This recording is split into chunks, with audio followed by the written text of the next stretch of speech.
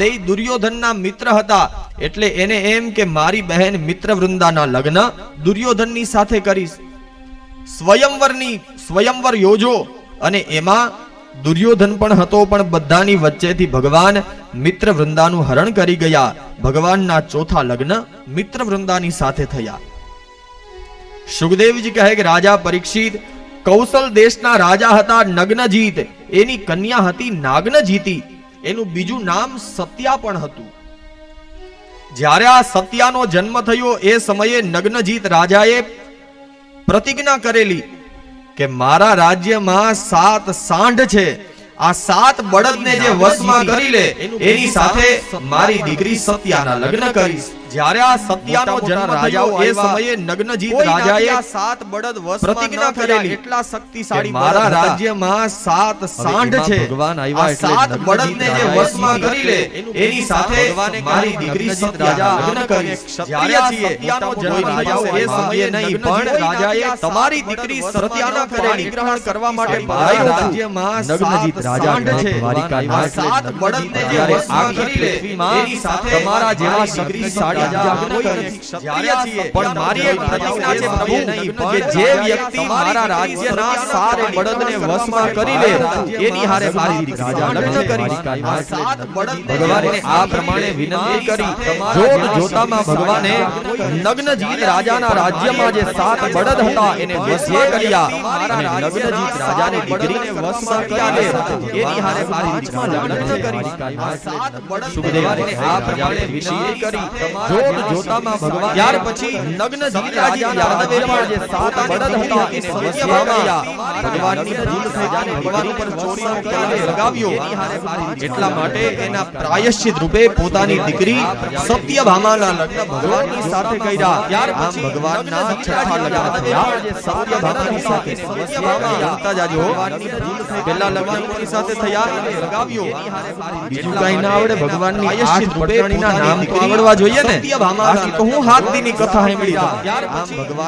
પહેલા લગ્ન થયા રૂકમિણીજીની સાથે, બીજા લગ્ન થયા સત્રાજીત પહેલા લગ્ન સત્યભામા સાથે, ત્રીજા ભગવાનના લગ્ન થયા જાવડે ભગવાન સાથે, ચોથા લગ્ન થયા જોઈએ ને મિત્રવૃંદાની સાથે, હું હાથ દીની કથા લગ્ન થયા કાલિંદી યમુનાજીની સાથે, પહેલા લગ્ન થયા રૂકમિણીજીની સાથે, નગ્નજીત રાજાની દીકરી સત્યાની સાથે. ત્યાર પછી ભગવાનના કોઈ હતા જાવડે ભગવાન સાથે, એનું નામ હતા લગ્ન થયા જોઈએ ને આ સાથે ફરી પાછા લગ્ન થયા ભદ્રા યમુનાજીના પહેલા થયા લગ્ન થયા સાથે નગ્નજીત રાજા સત્યાની સાથેના 7મા લગ્ન થયા ભગવાનની સાથે કોઈ હતા સુખદેવજી રાજા. ત્યાર પછી મધ્ર પ્રદેશના રાજાની કન્યા હતી લક્ષ્મણા. લક્ષ્મણાનો સ્વયંવર ચાલતો તો જેમ ગરુડજી દેવતાઓની સભામાંથી ભગવાનના કુંભ લઈ આવ્યા એ જ પ્રમાણે સ્વયંવરમાંથી લક્ષ્મણનું હરણ કર્યું અને ભગવાનના 8મા લગ્ન થયા લક્ષ્મણાની સાથે.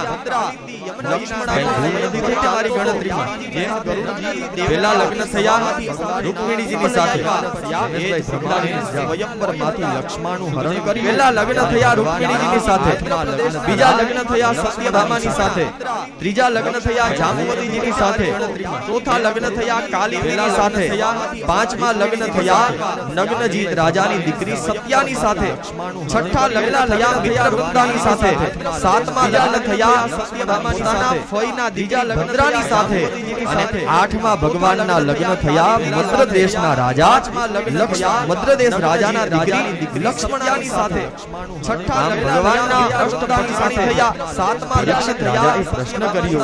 દેવના બીજા પ્રશ્ન કરતા પરીક્ષિત રાજા કા ભગવાનના લગ્ન થયા મદ્રદેશના રાજા મદ્રદેશ રાજાના દીકરી યથાહતો ભગવતા ભૌમોયેન ચતા સ્ત્રિયઃ.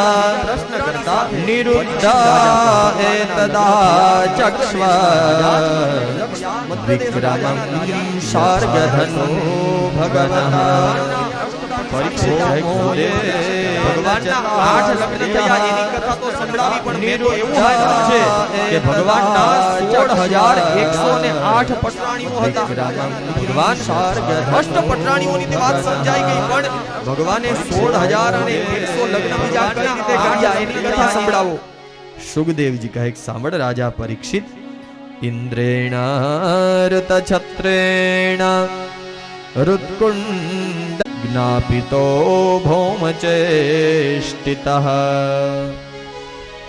કહ્યું પરીક્ષિત, ભૌમાસુર નામનો એક રાક્ષસ હતો, અને ભૌમાસુર નામનો રાક્ષસ છે ને એ એક નગરમાં રહેતો. આ નગરની ફરતે એણે 6 કિલ્લાઓ બનાવેલા હતા, અને ભૌમાસુર એટલો શક્તિશાળી હતો કે ઇન્દ્રનું છત્ર, ગરુડજી અને જે કંઈ પણ હતું દેવતાઓની સારી સારી વસ્તુઓ પણ ઈ ચોરીને પોતાની પાસે લઈ આવ્યો હતો.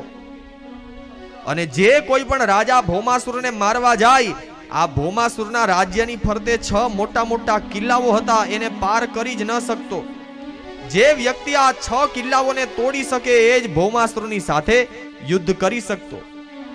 અને 6 કિલ્લાઓ એટલે ખાલી પથ્થરના કિલ્લા નહીં, પણ ભૌમાસુરના રાજ્યમાં જવું હોય ને એટલે પેલો ગિરિદુર્ગ આવતો, એટલે પેલા મોટા મોટા પર્વતો આવે. આ પર્વતોની હારમાળા ફરતી ગોઠવેલી હતી. આ પર્વતને પાર કરવો પડે. પેલો કિલ્લો પર્વતોનો હતો, એને ઓળંગવો પડે. ત્યાંથી આગળ જાય તો શસ્ત્રદુર્ગ આવે. કદાચ કોઈ વ્યક્તિ પર્વતને પાર કરી જાય તો બીજો કિલ્લો હતો ને એ શસ્ત્રનો હતો, એટલે પર્વત પાર કરીને આગળ હારો એટલે જુદા જુદા શસ્ત્રો ગોઠવેલા હોય, ભાલું, બરછી, તલવાર આવું ગોઠવેલું હોય, એની ઉપર થઈને જવું પડે. કદાચ કોઈ વ્યક્તિ આ બીજો કિલ્લો પણ પાર કરી લે તો ત્રીજો જલદુર્ગ આવતો. તમે કદાચ ભાલા, તલવાર, બરછી ઉપરથી હાલીને નીકળી જાવ તો પછી મોટી મોટી પાણીની ખાઈ આવે, આ પાણીમાં તરીને જવું પડે. ત્રીજો કિલ્લો પણ કોઈ તોડી દે તો ચોથો અગ્નિદુર્ગ હતો. ન્યા ભૌમાસુરે પોતાની માયાથી એવો કિલ્લો બનાવ્યો તો અગ્નિની જ્વાળાઓ નીકળતી હોય, આ અગ્નિમાં થઈને જવું પડે. બીજા બધા કિલ્લા પાર થઈ જતા, પણ અગ્નિમાંથી નીકળવું હોય તો અશક્ય છે. કદાચ અગ્નિમાંથી કોઈ નીકળી જાય તો 5મો કિલ્લો હતો પવનદુર્ગ. ત્યાં ખૂબ જ પવન વાતો હોય, જાણે વાવાઝોડું પડ્યું હોય એવો પવન વાતો હોય, આમાંથી પસાર થઈને જવું પડે. અને કદાચ આ 5 કિલ્લા કોઈ તોડી દે તો 6થો કિલ્લો હતો મૂરપાસ દુર્ગ. ન્યા મૂરપાસ નામના રાક્ષસો હોય, એની સાથે યુદ્ધ કરે ત્યારે ભૌમાસુરના રાજ્યમાં જઈ હકતા. વિચાર કરો, અત્યારે કેમ મોદી સાહેબની ઝેડ સિક્યુરિટી છે, એમ ભૌમાસુર પણ પોતાના રાજ્યની ફરતા 6 કિલ્લાઓ બનાવીને રાખતો. ભગવાને આ 6 કિલ્લાઓ તોડી નાખ્યા, ભૌમાસુરનો વધ કર્યો. આ ભૌમાસુરે 16,100 રાજાની કન્યાને બંદી બનાવીને રાખી હતી. ભૌમાસુરને મારીને ભગવાને કીધું કે રાજકન્યાઓ તમે તમારા નગરની અંદર જાઓ. હવે આ રાજાની જે દીકરીઓ હતી એને કહ્યું, ભગવાન આ ભૌમાસુરે હજારો વર્ષોથી અમને બંદી બનાવીને અહીંયા રાખી છે, અને જે સ્ત્રી બીજા રાજાના રાજ્યમાં એક દિવસ પણ રહી હોય પછી એનો સ્વીકાર કોણ કરે? પ્રભુ હવે આપ જ અમને છોડાવી છે તો તમે જ અમારો સ્વીકાર કરો. 16,100 જે રાજકન્યાઓ હતી એ ભગવાનને સમર્પિત થઈ ગઈ, અને આમ ભગવાને 16,100 રાજકન્યાઓની સાથે પાણી ગ્રહણ કર્યું. આમ ભગવાનના 16,108 લગ્ન થયા. અને શ્રીમદ ભાગવત કહે કે ભગવાનનો પરિવાર એટલો મોટો હતો, 16,108 રાણીઓ હતી. દરેક રાણીને 10-10 પુત્રો અને 1-1 કન્યા હતી. હવે એમાં પ્રદ્યુમ્ન જેના દીકરા હતા એનું નામ હતું અનિરુદ્ધ. એક સમયે બાણાસુરની દીકરી ઉષાના સ્વપ્નમાં આવ્યા, અને બાણાસુરની દીકરી ઉષાએ મનથી અનિરુદ્ધજીને પતિ તરીકે સ્વીકારી લીધા. લગ્ન કરીશ તો આની સાથે જ કરીશ. હવે સ્વપ્નમાં આ સુંદર યુવાનને જોયો, પણ ઈ કોણ હતા ને ઈ ઉષાને ખબર નહોતી. એટલે એની બહેનપણી હતી ચિત્રલેખા. એની પાસે એવી શક્તિ હતી કે એ કોઈ પણનું ચિત્ર બનાવી શકતી, અને આકાશ માર્ગે ઉડી અને ક્યાંય પણ જઈ શકતી. ચિત્રલેખાને વાત કરી એટલે ચિત્રલેખાએ અનિરુદ્ધજીનું ચિત્ર બનાવ્યું. એક એક રાજકુમારના ચિત્ર બનાવતી જાય ને ઉષાને બતાવે, અને જ્યાં અનિરુદ્ધજીનું ચિત્ર બનાવ્યું ઉષા શરમાઈ ગયા અને કહ્યું, ચિત્રલેખા સ્વપ્નમાં મેં જેની સાથે લગ્ન કરી દીધા એ આ અનિરુદ્ધ જ છે. ચિત્રલેખા રાત્રિના સમયે આકાશ માર્ગે દ્વારિકામાં ગઈ, અને અનિરુદ્ધજી સૂતા હતા એ જ અવસ્થામાં એને ત્યાંથી બાણાસુરના રાજ્યમાં પધરાવ્યા. હવે ઉષા અને અનિરુદ્ધ સાથે રહેવા લાગ્યા. એક દિવસ બાણાસુરને ખબર પડી એટલે અનિરુદ્ધને પોતાની કેદમાં બંદી બનાવી લીધા. ભગવાનને જ્યારે સમાચાર મળ્યા કે પોતાના પૌત્રને બાણાસુરે બંદી બનાવ્યા છે એટલે સૈન્ય લઈને બાણાસુરની સાથે યુદ્ધ કરવા કરી અને ઢોલક વગાડતો તો ભગવાન શિવજીએ તાંડવ નૃત્ય કર્યું, કીધું બાણાસુર માંગ, તારે શું જોઈએ? બાણાસુર કહે ભગવાન મારે તમારી સાથે યુદ્ધ કરવું છે. શિવજી કહે તું મારો ભક્ત છો, તારી સાથે યુદ્ધ ન કરાય, પણ મારા જેવો જ શક્તિશાળી એક પુરુષ તારી સામે યુદ્ધ કરવા માટે આવશે, માંગ તારે શું જોઈએ? બાણાસુર કહે ભગવાન જ્યારે મારે મદદની જરૂર પડે ને ત્યારે મારી મદદ કરવા આવજો. અને હવે ભગવાન કૃષ્ણ અને બાણાસુરનું યુદ્ધ શરૂ થયું. ભગવાન એક એક બાણ ચલાવે, બાણાસુરની શક્તિ ક્ષીણ થવા લાગી. હવે ભગવાન શિવ શંકર ભગવાન સ્વયં કૈલાસમાંથી બાણાસુરની મદદ કરવા આવ્યા. એક એક બાણ ભગવાન અને શિવજી સામ સામે ચલાવે. હવે અહીંયા ભગવાન શિવ અને કૃષ્ણની વચ્ચે તાવનું પણ યુદ્ધ થાય. એકબીજા પોતપોતાના તાવ છોડે, તાવનું યુદ્ધ થાય. એમાં ભગવાને એક એવું બાણ અભિમંત્રિત કરીને છોડ્યું કે ભગવાન શિવ મૂર્છિત થઈ ગયા, ભગવાનને બગાસા આવવા લાગ્યા. અને હવે ભગવાન કૃષ્ણ એક એક બાણ બાણાસુર પર ચલાવે. એક હાથ કાપ્યો, બીજો હાથ કાપ્યો, એમ કરતા કરતા બાણાસુરના 998 હાથ કાપી નાખ્યા. ભગવાન કૃષ્ણએ બાણાસુરના 1000 હાથમાંથી 998 હાથ કાપી નાખ્યા. 2 હાથ બાકી હતા એટલે બાણાસુરની માતા સામે આવી ગયા અને કહ્યું પ્રભુ 998 હાથનું અભિમાન હતું એ તો ઉતારી નાખ્યું, પણ હવે આ 2 છે એ તો રહેવા દો. અને બાણાસુરને માર્યો નહીં ને એનું પણ એક કારણ હતું. બાણાસુર છે ને એ પ્રહલાદજીનો વંશજ હતો અને ભગવાને પ્રહલાદજીને વચન આપ્યું હતું પ્રહલાદ તારા વંશમાં જે જન્મ ધારણ કરશે એને ક્યારેય હું મારીશ નહીં. તો પ્રહલાદના પુત્ર હતા વિરોચન, વિરોચનના પુત્ર હતા બલિ અને બલિના દીકરા એટલે બાણાસુર. ત્યાર પછી ઉષા અને અનિરુદ્ધના લગ્ન થયા. આ ઉષા અને અનિરુદ્ધના લગ્ન એ જ કથા એટલે ઓખાહરણ. અને અત્યારે આપણે આ બધું ભૂલી ગયા, બાકી તમારે તો હિતેશભાઈ હજી આ બાજુ સારું છે કે ચૈત્ર મહિનામાં ઓખાહરણની કથા સંભળાવે. અને આપણા વડીલો કહેતા જે વ્યક્તિ ચૈત્ર મહિનામાં ઓખાહરણ સાંભળે ને એને આખું વર્ષ ક્યારેય તાવ ન આવે, કારણ આમાં તાવનું યુદ્ધ થયું ને એનું વર્ણન છે. આની કથા સાંભળો તો આખું વર્ષ તાવ પણ ન આવે. તો ઉષા અને અનિરુદ્ધની કથા સંભળાવી. સુખદેવજી કહે કે રાજા પરીક્ષિત એક સમયે ભગવાનના દીકરાઓ રમતા હતા. એમાં રમતા રમતા એક કુવાની અંદર દ્રષ્ટિ ગઈ તો એક કાચિંડો કુવાની અંદર તરતો હતો. કૃષ્ણને વાત કરી, ભગવાન આવ્યા, એક એક સળી ફેંકી અને આ કાચિંડાને બહાર કાઢ્યો. અને જેવો કાચિંડાને હાથમાં લીધો એ જ સમયે કાચિંડામાંથી એક દિવ્ય પુરુષ પ્રગટ થયો. પરીક્ષિત કહે ગુરુદેવ ભગવાનના હાથમાં કાચિંડો આવ્યો અને જે દિવ્ય પુરુષ પ્રગટ થયો એ કોણ હતો? સુખદેવજી કહે કે રાજા આ કાચિંડો છે ને એ પૂર્વ જન્મમાં નૃગ નામનો રાજા હતો. નૃગ રાજાએ ઘણી બધી ગાયોનું દાન કર્યું. એમાં એક દિવસ એક ગાયનું દાન કરી દીધું. હવે ગાયનું દાન લઈને બ્રાહ્મણ છે ને એ બીજાની હારે વાતોમાં વળગી ગયા. ગાયનો એક સ્વભાવ હોય, પોતાનો જૂનો ખિલ્લો છે ને એ ભૂલે નહીં. એટલે જ્યાં બ્રાહ્મણને ગાયનું દાન કરી દીધું અને બ્રાહ્મણ અહીંયા બીજા બ્રાહ્મણોની સાથે વાતો કરતા હતા, એમાં ઓલી જે ગાયનું દાન થઈ ગયું હતું એ ગાય આટા મારતી મારતી પાછી બીજી ગાયોની સાથે ભળી ગઈ. હવે આ જે બ્રાહ્મણને ગાયનું દાન આપી દીધું હતું એ જ ગાયનું દાન નૃગ રાજાએ બીજી વાર કર્યું. હવે બીજી વાર ગાયનું દાન થયું. બીજી વાર જે બ્રાહ્મણને ગાય દાનમાં આપી એ બ્રાહ્મણ ગાય લઈને જાતા હતા. એમાં પહેલી વાર જેને દાન કર્યું હતું ને એ બ્રાહ્મણની નજર પડી ગઈ કે આ ગાય તો મારી છે. એટલે ઓને રોયકાન પૂછ્યું ભાઈ આ ગાય તો મારી છે. બીજો બ્રાહ્મણ કહે કે નહીં, નૃગ રાજાએ હમણાં જ મને આ ગાય દાનમાં આપી. ખરેખર બે બ્રાહ્મણને એક જ ગાયનું દાન થઈ ગયું હતું. એટલે બે ગયા નૃગ રાજાની પાસે. પેલો બ્રાહ્મણ કહે કે રાજા આ ગાય તમે મને દાનમાં આપી ને? નૃગ રાજા કહે કે હા. બીજો બ્રાહ્મણ કહે કે અરે મહારાજ હમણાં 5 મિનિટ પહેલા તો તમે આ ગાય મને દાનમાં આપી હતી. નૃગ રાજા કહે કે હા મેં તમને દાનમાં આપી હતી. બેય પૂછે તો બેયની વાતમાં આમ માથું હલાવીને હા પાડે. અને પેલાના બ્રાહ્મણો છે ને ખોટું સહન ન થાય જરાય.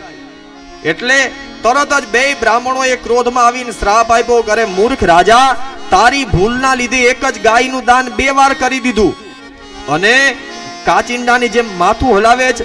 જા તને શ્રાપ આપીએ છીએ કે તારો બીજો જન્મ કાચિંડાની યોનિમાં જ થાય.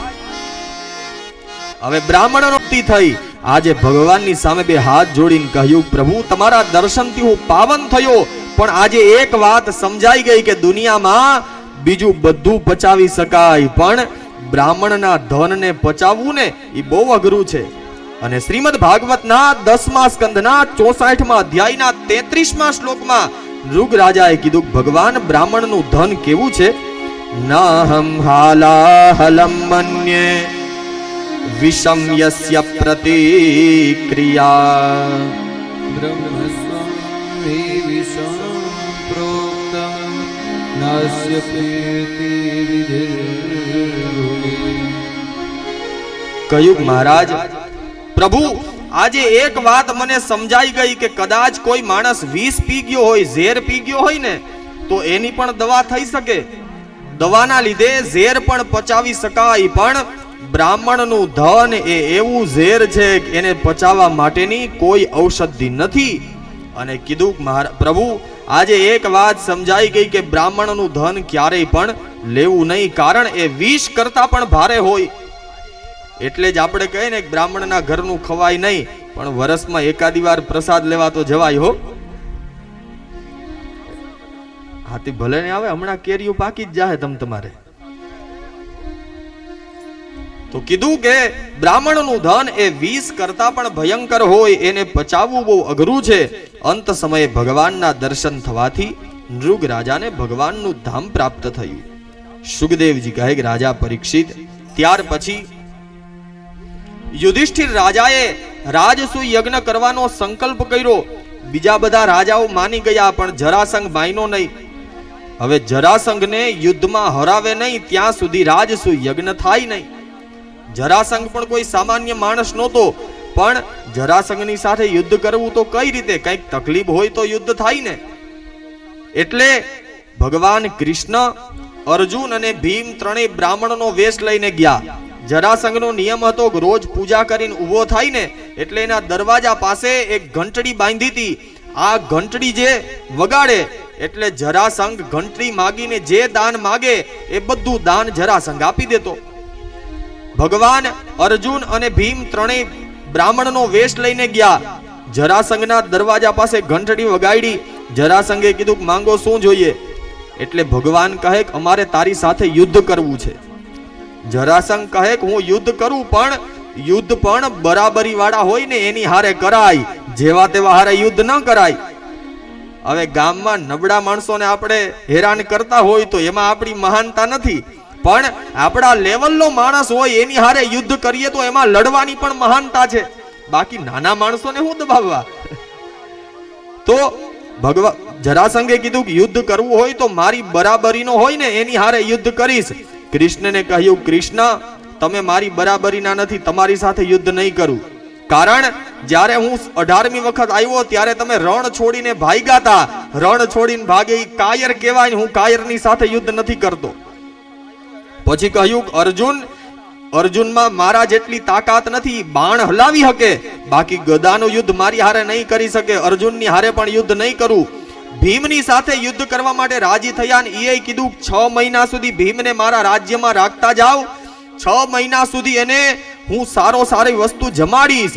ભીમ મારા જેટલો શક્તિશાળી થઈ જાય ને પછી એની હારે યુદ્ધ કરીશ. જરાસંઘે કોઈ સામાન્ય નહોતો. 6 મહિના સુધી ભીમ એના રાજ્યમાં રહ્યા. 6 મહિના પછી યુદ્ધ થયું, જ્યાં જરાસંઘના 2 પગ ચીરીને 2 બાજુ એક એક ટુકડો ફેંકે. જરાસંઘને એવું વરદાન હતું કે એના 2 અંગો ફરી પાછા ચોટી જતા અને જરાસંઘ જીવિત થઈ જતો. હવે ભગવાનને થયું જો હું ભીમને નહીં સમજાવું તો જરાસંઘ મરશે નહીં. એટલે ભગવાને એક દાંતણ લીધું. દાંતણ લઈ દાંતણને ચીરી નાખ્યું. દાંતણનો આ બાજુનો ટુકડો ઓલી બાજુ નાખ્યો અને ઓલી બાજુનો ટુકડો આ બાજુ નાખ્યો અને વચ્ચે એક માટીનું શિવલિંગ બનાવી દીધું. ભીમસેન સમજી ગયા અને જરાસંઘના 2 પગ પકડી ચીરી નાખ્યો. એક ટુકડો ઓલી બાજુ નાખ્યો, એક ટુકડો આ બાજુ નાખ્યો અને વચ્ચે શિવલિંગ બનાવી દીધું. ભગવાનના કહેવાથી ભીમના હાથે જરાસંઘનો પણ ઉદ્ધાર થયો. હવે રાજસૂય યજ્ઞ થયો. રાજસૂય યજ્ઞ પૂરો થયો એટલે પહેલી પૂજા કોની કરવી એ વાત ચાલતી હતી. ભીષ્મ પિતામહે કીધું કે પહેલી પૂજા ભગવાન કૃષ્ણની કરો. એ સમયે કૃષ્ણના ફઈના દીકરા હતા શિશુપાલ. શિશુપાલ આવ્યા ને કીધું રણ છોડીને ભાગે આવા કાયરની પૂજા થોડી કરાય. ભગવાને કીધું શિશુપાલ, મારું અપમાન કરવાનું રહેવા દે. તારી માતાને એક વચન આપ્યું છે ને ઈ નડે છે, હજી પણ સમજી જા. શિશુપાલ સમજો નહીં અને 99 વાર ભગવાનનું અપમાન કર્યું. છેલ્લે એક વાર બાકી હતું. ભગવાને કીધું શિશુપાલ હવે સમજી જાજે, બાકી હવે એક જ બાકી છે. શિશુપાલ કહે કરે ગોવાળિયા, તું મારું શું બગાડી શકીશ? રણ છોડીને ભાગતા હોય એ કાયરથી શું થાય? હું કઈ તારાથી ડરતો નથી. અને એ જ સમયે ભગવાન કૃષ્ણએ સુદર્શન ચક્ર હાથમાં ધારણ કર્યું અને શિશુપાલનું મસ્તક ધડથી અલગ કર્યું. ભગવાને શિશુપાલનો પણ ઉદ્ધાર કર્યો. શિશુપાલનો જન્મ થયો ત્યારે એને 4 હાથ અને 3 નેત્ર હતા. આકાશવાણી થઈ હતી કે જેના ખોડામાં આવી એના 2 હાથ અને 1 વધારાનું નેત્ર હતું એ અદ્રશ્ય થાય ને એના હાથે એનું મૃત્યુ થશે. હવે ફઈને ઘેર દીકરાનો જન્મ થયો એટલે ભગવાન એને રમાડવા ગયા અને જેવા શિશુપાલને પોતાના ખોડામાં લીધા, 2 હાથ અને 1 નેત્ર અદ્રશ્ય થયા. એ સમયે કૃષ્ણના ફઈએ વરદાન માંગ્યું હતું, કૃષ્ણ મારા દીકરાને તું મારીશ નહીં. ભગવાન કહે ફઈ, જે નિર્માણ થયું હોય ને જે કર્મ મારે કરવું પડે એ તો મારે કરવું જ પડે, એમાં મારું ના હાલે. ત્યારે ફઈબાએ વરદાન માંગ્યું હતું કે મારા દીકરાના 100 ગુના તું માફ કરી દઈશ. 100 વાર ભગવાને માફ કરી દીધો, પણ જ્યાં 101મી વાર ભગવાનનું અપમાન કર્યું એ જ સમયે શિશુપાલનો વધ કર્યો. મહાપુરુષો કહે છે કે જ્યારે ભગવાને સુદર્શન ચક્ર ધારણ કર્યું, આંગળીમાંથી લોહી નીકળ્યા. બીજા કોઈએ તો કઈ ન કર્યું, પણ દ્રૌપદીથી આ વાત સહન ન થઈ. દોડીને ગયા, સાડીનો છેડો ફાડીને ભગવાનની આંગળીમાં પાટો બાંધ્યો.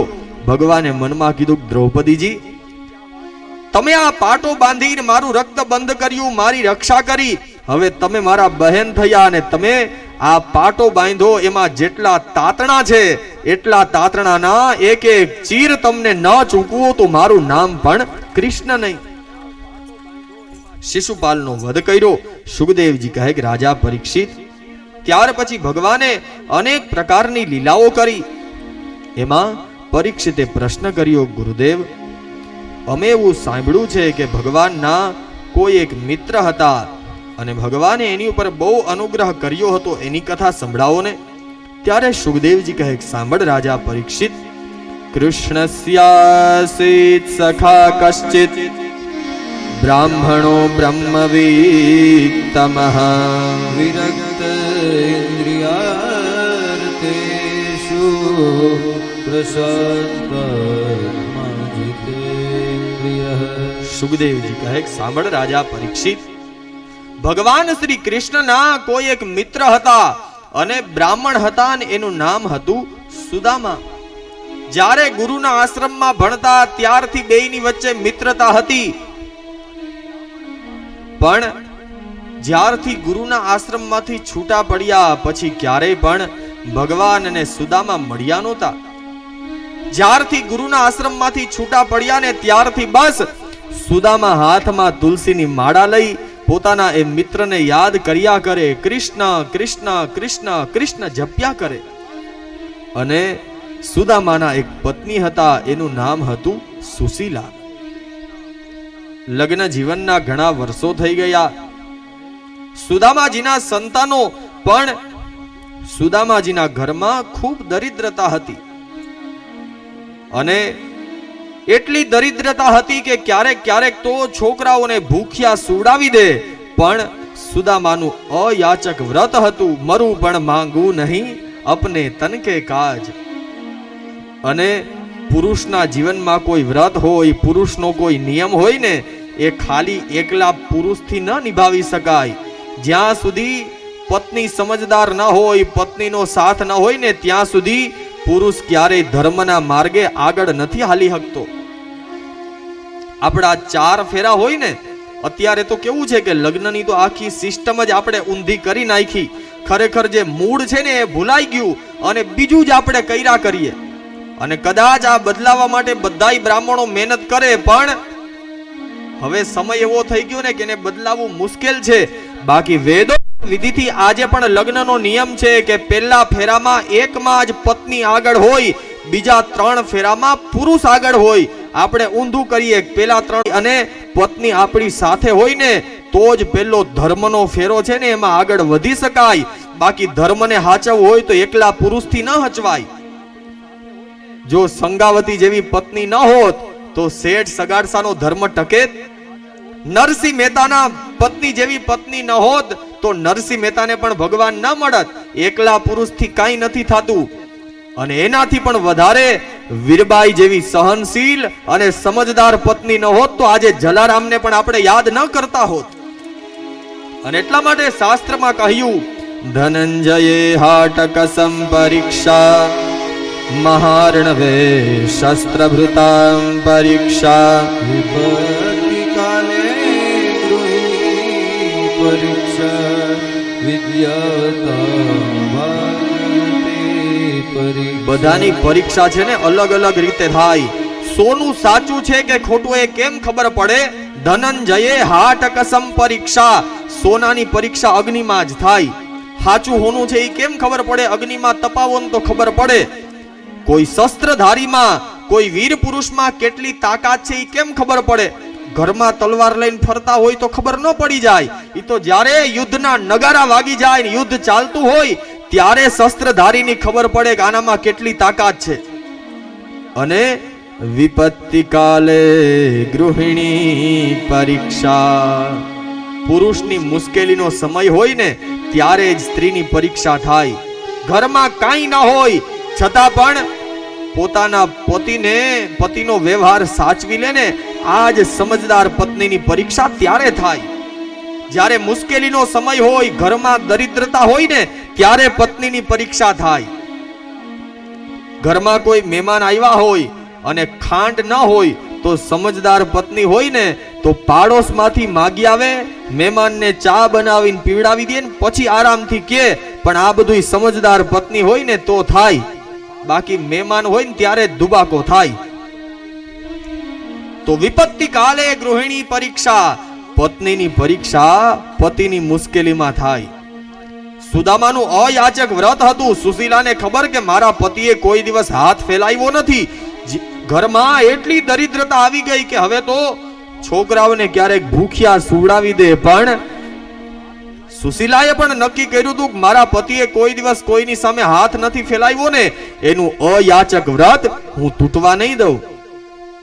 રાતનો સમય થાય ને છોકરાઓ ભૂખ્યા થાય, માં પાસે આવીને કહે કે માં બહુ ભૂખ લાગી છે, કંઈક ખાવાનું આપને.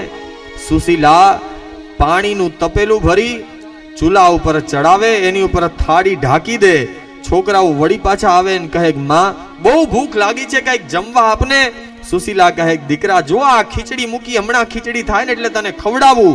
છોકરાઓ ખીચડીની રાહ જોતા જોતા ભૂખ્યા હોઈ જાય. પણ સુશીલાએ કોઈ દિવસ પોતાના પતિને આ વાતની જાણ પણ ન થવા દીધી.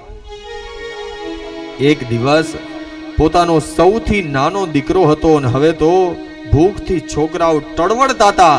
અને હવે તો એમ થયું જો હવે છોકરાઓને કંઈ જમવા નહીં મળે ને તો આ છોકરાઓ મૃત્યુ પામશે, મરી જશે. એમાં યાદ આવ્યું કે જ્યારે લગ્ન થયા ને ત્યારે પહેલા જ દિવસે મારા પતિએ કીધું તું કે દ્વારિકાધીશ કૃષ્ણ એના મિત્ર છે. અને આજે પહેલી વાર સુદામાજી ભગવાનના નામનો જપ કરતા હતા. ત્યાં જઈને સુશીલાએ કીધું કે નાથ, જઈને પ્રણામ કર્યા. સુદામાજી સમજી ગયા કે લગ્નને આટલા વર્ષો વીતી ગયા, કોઈ દિવસ આ સ્ત્રી જ્યારે હું જપ કરતો હોય ત્યારે આવે નહીં. આજે મારા જપમાં વિઘ્ન કર્યું, જપ ચાલતા હતા અને આવી, નક્કી કંઈક કારણ હશે. માળા પૂરી થઈ એટલે પૂછ્યું દેવી આટલા વર્ષો થઈ ગયા ગૃહસ્થ જીવનને, કોઈ દિવસ મારા જપ ચાલતા હોય ત્યારે તમે આવો નહીં, આજે શું કામ આવ્યા? સુશીલા કહે કે નાથ, અત્યાર સુધી તો તમને આ વાતની ક્યારેય જાણ ન થવા દીધી, પણ હવે આપણા છોકરાઓને જમવાનું કાંઈ નહીં મળે ને તો એકાદો છોકરો મૃત્યુ પામશે. સુદામાજી કહે કે દેવી તો તમે એમ કહો છો હું ગામમાં માંગવા જાઉં? તો કે નહીં નાથ, હું તમને માંગવાનું નથી કહેતી, હું પણ તમારી પત્ની છું, સુશીલા છું, હું પણ સંસ્કારી ઘરની દીકરી છું, તમને માંગવાનું નથી કહેતી. પણ તમે રોજ અહીંયા બેઠા બેઠા તમારા મિત્રને યાદ કરતા હોય તો આટલા વર્ષો થઈ ગયા, તમને એવું નથી થતું કે તમારા મિત્રને એકાદી વાર મળવા જવું જોઈએ? સુદામા કહે કે દેવી તમે દ્વારિકાધીશ પાસે મને માંગવાનું કહો છો? તો કે નહીં નાથ, હું ક્યાં તમને માંગવા મોકલું છું, હું તો તમને ખાલી એટલું કહું છું કે તમારા મિત્રને મળી આવો ને, બાકી માંગવાનું હું નથી કહેતી કે તમે દ્વારિકાધીશ પાસે કઈ માંગવા જાઓ. સુદામાજીને થયું લગ્નને આટલા વર્ષ થઈ ગયા, આ સ્ત્રીએ કોઈ દિવસ કઈ માંગ્યું નથી, આજે જીવનમાં પહેલી વાર કંઈક માંગ્યું. સુદામાજીને પણ દયા આવી ગઈ ને કીધું કઈ વાંધો નહીં દેવી, આવતીકાલે સવારમાં હું મારા મિત્રને દ્વારિકાધીશને મળવા જાઉં છું. સવાર થયું, સુદામાજી જવા માટે તૈયાર થયા. સુશીલા કહે કે નાથ, આટલા વર્ષો પછી મિત્રને મળવા જાવ છો અને ખાલી હાથે મળવા જશો? કેટલીક જગ્યાઓ એવી હોય કે ત્યાં ખાલી હાથે ન જવાય. અગ્નિહોત્રમ ગૃહમ ક્ષેત્રમ મિત્રમ ભાર્યામ સુતમ શિશુમ રિક્ત પાણિર્નગચ્છેતુ રજનમ દેવતમ. સુશીલા કહે કે નાથ, મિત્રને ઘેર જતા હોય ને તો ખાલી હાથે ન જવાય. એક શેઠને ઘેર ગયા, સાડીમાંથી છેડો ફાડીને કહ્યું શેઠ મારે 4 મુઠ્ઠી પૌવા જોઈએ. શેઠ કહે અરે માં 4 મુઠ્ઠી હું જોઈએ એટલા લઈ જાવ. સુશીલા કહે કે નહીં શેઠ, બ્રાહ્મણને માંગવું જોઈએ પણ જેટલી જરૂરિયાત હોય ને એટલું જ મંગાય, મારે તો બસ 4 મુઠ્ઠી પૌવાની જરૂર છે. 4 મુઠ્ઠી પૌવા લઈ એની 7 ગાંઠો વાળીને સુદામાજીના હાથમાં આપીને કીધું સુદામાજી નાથ તમે જાઓ અને તમારા મિત્રને કહેજો તમારી ભાભીએ બહુ પ્રેમથી આ ભેટ મોકલી છે.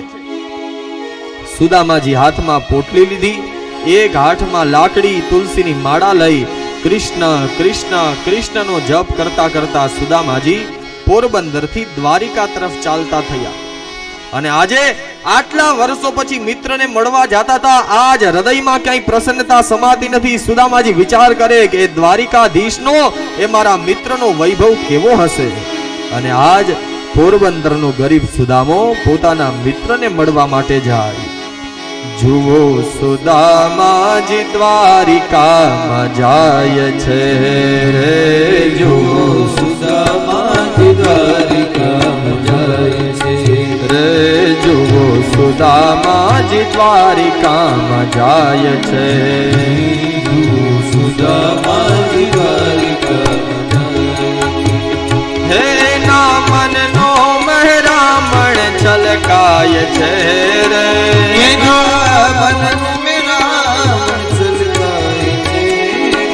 એના મનનો મહેરામણ છલકાય છે રે,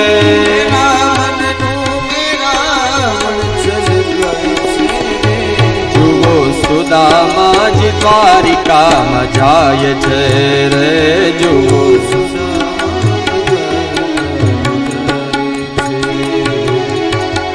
એક હાથમાં લાકડી, એક હાથમાં તુલસીની માળા, પૌવાની પોટલી લઈને સુદામાજી પોરબંદરથી ભગવાનનું સ્મરણ કરતા કરતા દ્વારિકા તરફ ચાલતા થયા. માર્ગમાં નદી આવી, ત્યારે તો કઈ આવા બસ કે વાહન નહોતા એટલે ચાલીને જ જવું પડતું. હવે રસ્તામાં બપોર થયું, નદી આવી એટલે સુદામાજીએ સ્નાન કર્યું. વિશ્રામ કરવા માટે જ્યાં વૃક્ષની નીચે સૂતા સુદામાજીને ઊંઘ આવી ગઈ. આ બાજુ સુદામાજીને ઊંઘ આવી ગઈ પણ ઓલી બાજુ ભગવાનની ઊંઘ ઉડી ગઈ ને કહ્યું ગરુડ. આમ સુદામો હાલતા હાલતા તો અહીંયા કેદી પૂછશે. ગરુડજીને કીધું તમે જાઓ અને દ્વારિકાના દરવાજા પાસે પધરાવો.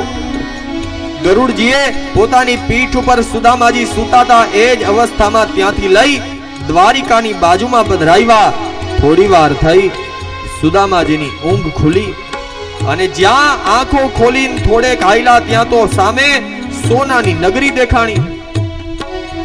હવે જ્યાં સોનાની નગરી દેખાણી એટલે સુદામાજી વિચારમાં પડ્યા કે આટલી જલ્દી દ્વારિકા નગરી આવી ગઈ. સોનાની નગરીમાં પ્રવેશ કર્યો અને એક ભાઈને પૂછ્યું ભાઈ આજ દ્વારિકા છે? તો કે હા ભૂદેવ આજ દ્વારિકા નગરી છે. તો કે મારે કૃષ્ણને મળવું છે, કૃષ્ણનો મહેલ ક્યાં છે? પેલા માણસે આમ આંગળી બતાવી, જો સૌથી ઊંચો મહેલ દેખાય, ધોળી ધજા 52 ગજની ફરકે ને, એ જ દ્વારિકાધીશનો મહેલ છે. ત્યાં જાવ, ત્યાં દ્વારિકાધીશના દર્શન થશે. અને જ્યાં દૂરથી દ્રષ્ટિ કરી દ્વારિકાધીશનો મહેલ જોયો ને, સૌથી ઊંચો મહેલ, મહેલની ઉપર 52 ગજની ધોળી ધજા ફરકતી હતી. સુદામાજીને લાગ્યું કે આટલો વૈભવ આ ગુરુની સેવા કરી હતી ને, ગુરુ સેવાનું જ ફળ છે. અને દ્વારિકાધીશનો મહેલ કેવો હતો? ધોળી ધજા પર ફરે, જો તારા દય ઠરે. ધોળી ધજા પર ફરે, જો તારા દય ઠરે. ધોળી ધજા પર ફરે, જો તારા દય ઠરે. ધોળી ધજા પર ફરે, જો તારા દય. હે ગુરુ સેવાથી સિદ્ધિ પમાય છે રે. ગુરુ સેવાથી સિદ્ધિ પમાય છે. ગુરુ સેવાથી સિદ્ધિ પમાય છે રે. ગુરુ સેવાથી સિદ્ધિ પમાય છે. જુઓ સુદામા દ્વારિકામાં જાય છે. જુઓ સુદામાની દ્વારિકામાં જાય છે. થોડી ધજા જોઈ, સોનાનો મહેલ જોયો. સુદામાજી વિચાર કરે કે નક્કી કૃષ્ણએ સાંદીપની મુનિના આશ્રમમાં રહી ગુરુની સેવા કરી હતી ને, આ એનું જ ફળ છે. અને ચાલતા ચાલતા દ્વારિકાધીશના મહેલના દરવાજા પાસે પૂગ્યા. બપોરનો સમય થઈ ગયો હતો. ભગવાનનો વિશ્રામ કરવાનો, ભગવાનનો આરામનો સમય હતો. અને દ્વારિકાધીશનો નિયમ હતો, બપોરના મધ્યાહન સમયે કોઈએ પણ દ્વારિકાધીશના મહેલમાં જવું નહીં. સુદામાજી હાલતા હાલતા જ્યાં મહેલમાં પ્રવેશવા જાય, દરવાજા ઉપર 2 દ્વારપાળ ઉભા હતા. રોકીને પૂછ્યું, ભૂદેવ આપ કોણ છો? અને અત્યારે બપોરના સમયે દ્વારિકાધીશના મહેલમાં જવાની મનાઈ છે. દ્વારપાળો સુદામાજીને શું કહે? કોણ છો ને ક્યાંથી આવ્યા? પોટલીમાં શું લઈ આવ્યા? કોણ છો ને ક્યાંથી આવ્યા? પોટલીમાં શું લઈ આવ્યા? કોણ છો ને ક્યાંથી આવ્યા? પોટલીમાં શું લઈ આવ્યા? કોણ છો ને ક્યાંથી આવ્યા? પોટલીમાં શું? હે આવા આખો દિવસ જીવ ખાય છે રે. આખો દિવસ જીવ ખાય છે. હે આવા આખો દિવસ જીવ ખાય. સોમનાથ જાવ ને દર્શન કરવા, સોમનાથ મહાદેવના મંદિરમાં દર્શન કરવા જાવું હોય તોય ચામડાનો પટ્ટો કઢાવી નાખે, મોબાઈલ હોય તો મોબાઈલ પણ કઢાવી નાખે. તો એમ દ્વારિકાધીશનો મહેલ હતો એટલે દ્વારપાલોએ પૂછ્યું કે આપ કોણ છો, ક્યાંથી આવો છો અને કોનું કામ છે? અને આ પોટલીમાં હું લઈ આવ્યા? સુદામાજી કહે, ભાઈ હું કૃષ્ણનો બાળપણનો મિત્ર છું. એક ગુરુના અમે 2 શિષ્યો છીએ. જ્યારથી ગુરુદેવનો આશ્રમ છોડ્યો ને પછી પહેલી વાર મારા મિત્રને મળવા આવ્યો છું. જ્યાં આટલું કીધું, એક દ્વારપાળ હસવા માંડ્યો ને કહે, ભૂદેવ લાગે છે તમને બહુ લોભ છે ને એટલે કૃષ્ણને મિત્ર કહો છો. બાકી કૃષ્ણના મિત્ર કઈ તમારા જેવા હોય? આ તો સોનાની નગરીમાં રહેવા વાળા દ્વારિકાધીશ છે. અને એને મળવા માટે તો મોટા મોટા રાજાઓ આવતા હોય. તમારા જેવા ફાટેલ ધોતિયા વાળા કઈ થોડા એના મિત્ર હોય. અને જ્યાં દ્વારપાળે સુદામાની સામું જોયું, સુદામાજીનું સ્વરૂપ કેવું હતું? વસ્ત્ર સાજુ નવ મળે, જો તારા દય બળે.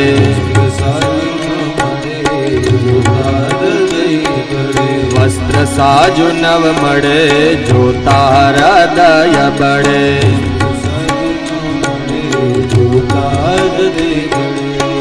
આ કેવી ભક્તની કસોટી થાય છે રે. થાય છે. આ કેવી ભક્તની કસોટી થાય છે રે. થાય છે. જુઓ સુદામાજી દ્વારિકામાં જાય છે રે. જુઓ સુદામાજી દ્વારિકામાં જાય છે રે. જુઓ સુદામાજી દ્વારિકામાં જાય છે રે જો સુદામાજી દ્વારિકામાં જાય છે. જ્યાં સુદામાજીનું સ્વરૂપ જોયું, ફાટેલ ધોતી, શુક્લકડું શરીર, હાથમાં એક લાકડી અને તુલસીની માળા. દ્વારપાળ કહે, ભૂદેવ, તમારા જેવા મિત્ર કઈ કૃષ્ણના મિત્ર ન હોય. કૃષ્ણને મળવા માટે તો મોટા મોટા રાજાઓ આવે, તમને ભગવાનના દર્શન નહીં થાય, પાછા વયા જાવ. તમારે કઈ જોતું હોય તો કયો, અમે આપી દઈએ. સુદામાજી કહે, ભાઈ, હું તો મારા મિત્રને મળવા આવ્યો છું. હું કઈ પૈસા લેવા નથી આવ્યો, હું કઈ ધનના લોભથી નથી આવ્યો. અને ધનના લોભે મળવા આવે એવો બ્રાહ્મણ હું નથી. હું તો ખાલી મારા કૃષ્ણના દર્શન કરવા માટે આવ્યો છું. દ્વારપાળ કહે, તમને અત્યારે દર્શન નહીં થાય, પાછા વહી જાવ. અને તમારા જેવા કઈ કૃષ્ણના મિત્ર થોડા હોય.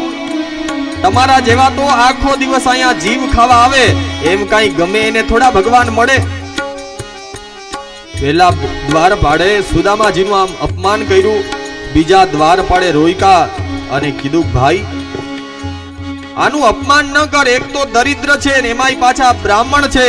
કૃષ્ણને ખબર પડશે કે એક બ્રાહ્મણનું અપમાન કર્યું તો આપણા કૃષ્ણ છે ને એ તો બ્રાહ્મણના પરમ ભક્ત છે.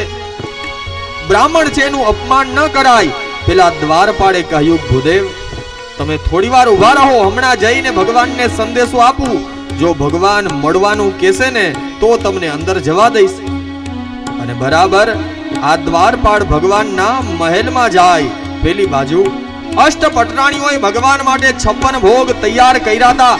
ભગવાન 56 ભોગ જમી બીડા લઈ અને ઝૂલા.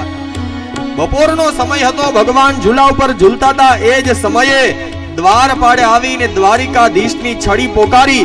સોને કી છડી, રૂપે કી મસા, તૈયાર કા જામા, મોતિયન કી માન, ગૌ બ્રાહ્મણ પ્રતિભા.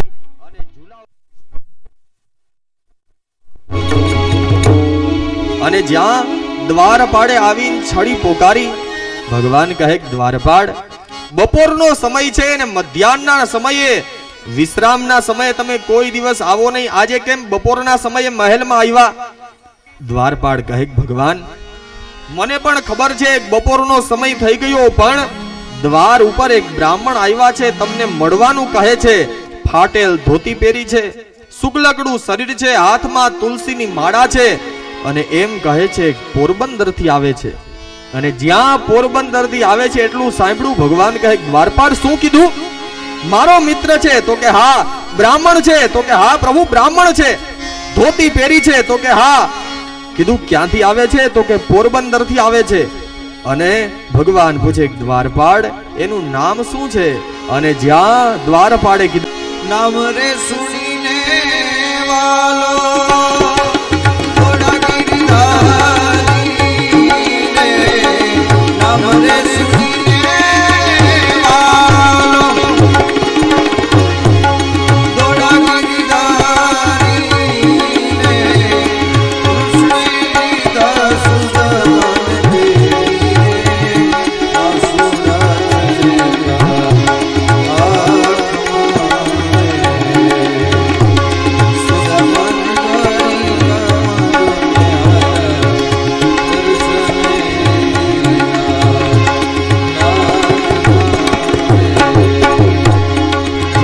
દ્વારપાળના મુખમાંથી સુદામા એવું નામ સાંભળ્યું. જ્યાં સુદામો એટલા શબ્દ નીકળ્યા. ભગવાન ઝૂલા ઉપર ઝૂલતા હતા. દ્વારિકાધીશ ઝૂલા કૂદકો લગાવીને દોડતા ગયા. સુદામો આવ્યો, મારે ઘેર બ્રાહ્મણ પધાર્યો. ભગવાન દોડતા જાય. ભગવાન જ્યાં દોડીને જતા હતા, આઠેય પટરાણીઓ વિચારમાં પડી. મોટા મોટા રાજાઓ આવે જેના માટે આ દ્વારિકાધીશ પોતાના આસન ઉપરથી ઊભા ન થાય. આજે દોડીને જાય છે, નક્કી કોઈ ખાસ મહેમાન આવ્યા લાગે છે. આઠેય પટરાણીઓ મહેલના ઝરૂખા ઉપર ઊભી ગઈ. કોણ હશે? ભગવાન જ્યાં જતા હતા દ્વારિકાની 56 સીડી ઉપર ભગવાન દોડતા જાય. મારો મિત્ર આવ્યો, મારો બાપ આવ્યો. રસ્તામાં ભગવાનના પગના અંગૂઠામાં ધોતી ફસાઈ ગઈ. ભગવાન પડ્યા.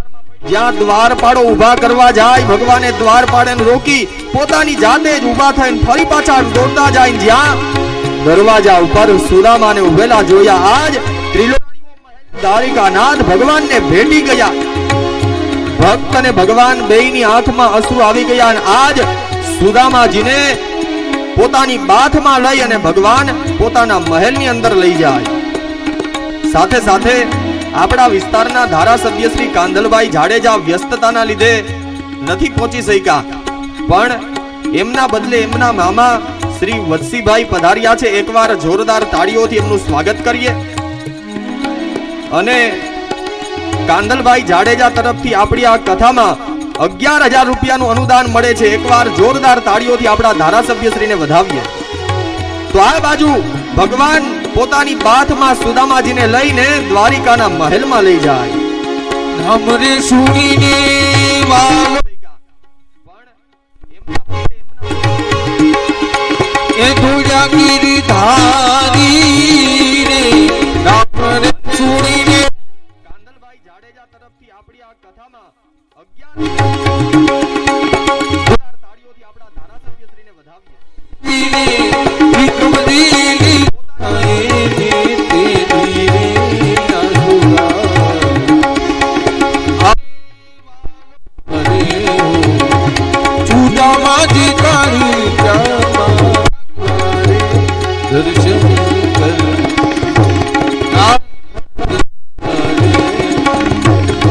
ભગવાન પોતાની સાથે સુદામાજીને પોતાના સિંહાસન ઉપર બેસાડ્યા. રૂકમિણીજીને કીધું, રૂકમિણીજી આજ ખાસ મહેમાન આવ્યા છે, પૂજામાં કોઈ જાતની ખામી ન રહેવી જોઈએ. સત્ય ભામાજીને કહ્યું, સત્ય ભામાજી 56 ભોગ ભલે એકવાર થઈ ગયા, આજ પાછા 56 ભોગ બનાવો, મારો ખાસ મિત્ર ખાસ મહેમાન પધાર્યા છે. અને રૂકમિણીજી પોતાના હાથથી જલ રેડે અને ભગવાન દ્વારિકાનો નાથ સ્વયં સુદામાજીના એક બ્રાહ્મણના પગ ધોવે. ભગવાને સુદામાજીના પગ ધોયા અને પગમાં કાંટા વાગ્યા હતા. મહાપુરુષો કહે છે કે આજ સ્વયં ભગવાને પોતાના મુખથી સુદામાના પગમાંથી કાંટા કાઢી દીધા. સુદામાજીને સ્નાન કરાવ્યું, એમની પૂજા કરી, પહેરવા માટે નવા વસ્ત્રો આપ્યા અને હવે 56 ભોગ જમાડ્યા. 56 ભોગ જમીને બે મિત્રો બેઠા હતા. એટલે ભગવાને પૂછ્યું, સુદામા કઈ લગ્ન થઈ ગયા કે નહીં? ને લગ્ન થઈ ગયા તો પછી એકલો હું કામ આવ્યો? મારા ભાભીને હારે ન લઈ આવ્યો? આ પ્રમાણે પૂછતા હતા.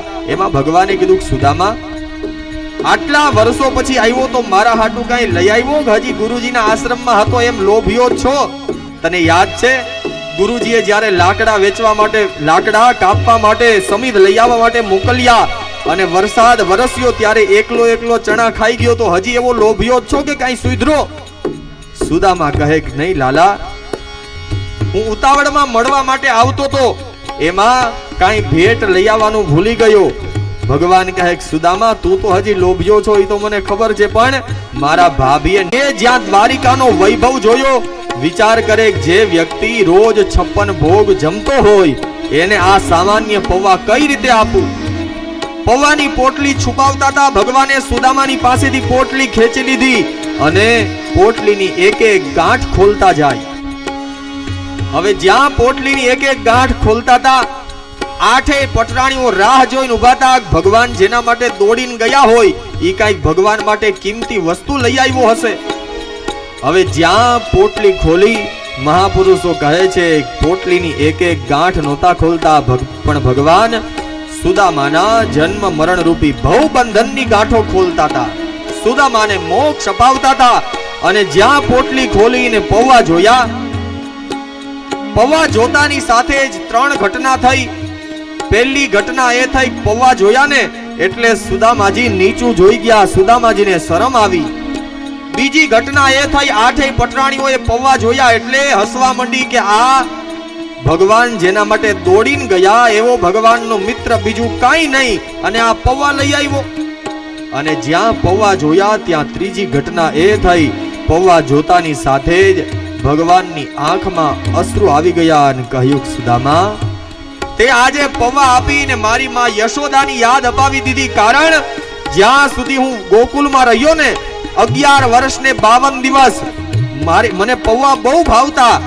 રોજ હું ઉઠું ને ત્યાં મારી માં યશોદા મને દૂધ ને પૌવા જમાડતા.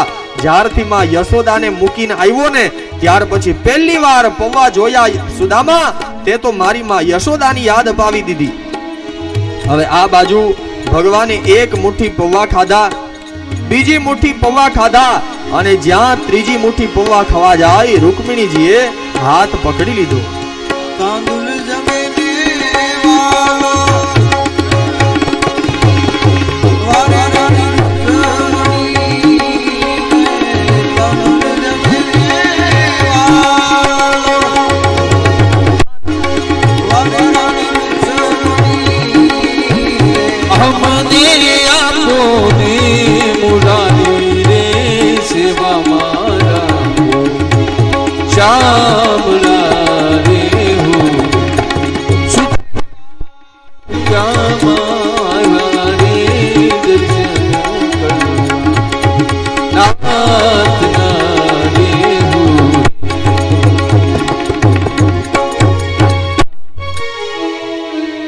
સુદામાજી જે પૌવા લઈ આવ્યા હતા, ભગવાને પૌવા જોઈ આંખમાં અશ્રુ આવી ગયા. એક મુઠ્ઠી પૌવા ખાધા, બીજી મુઠ્ઠી પૌવા ખાધા અને જ્યાં ત્રીજી મુઠ્ઠી પૌવા લઈને મુખમાં પધરાવવા જાય રૂકમિણીજીએ હાથ પકડી લીધો. નાથ, અમારા માટે તો કંઈક પ્રસાદી રાખો, કારણ પહેલી મુઠ્ઠી પૌવા ખાધા ત્યાં દ્વારિકામાં જેટલું સામ્રાજ્ય, જેટલી સંપત્તિ હતી એટલી જ સંપત્તિ સુદામાને પોરબંદરમાં આપી દીધી.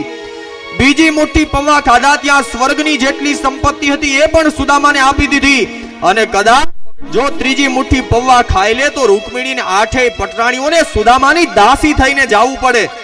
રૂકમિણીજી કહે કે નાથ, બીજું બધું તો આપી દીધું, અમને તો તમારી પાસે રાખો. પછી તો સુદામાજી થોડો સમય રોકાયા. જતા હતા એટલે ભગવાને કીધું કે સુદામા, હવે પાછો આવ ત્યારે પરિવારના બધાને હારે લઈને આવજે. થોડીક વાર ભગવાને વાતો કરી, વળી સુદામા થોડેક ચાલે, વળી પાછા ભગવાન વાતોમાં રોકે. સુદામા કહે કે લાલા, આવું શું કામ કરે, તારે જે કેવું હોય એ કહી દે ને.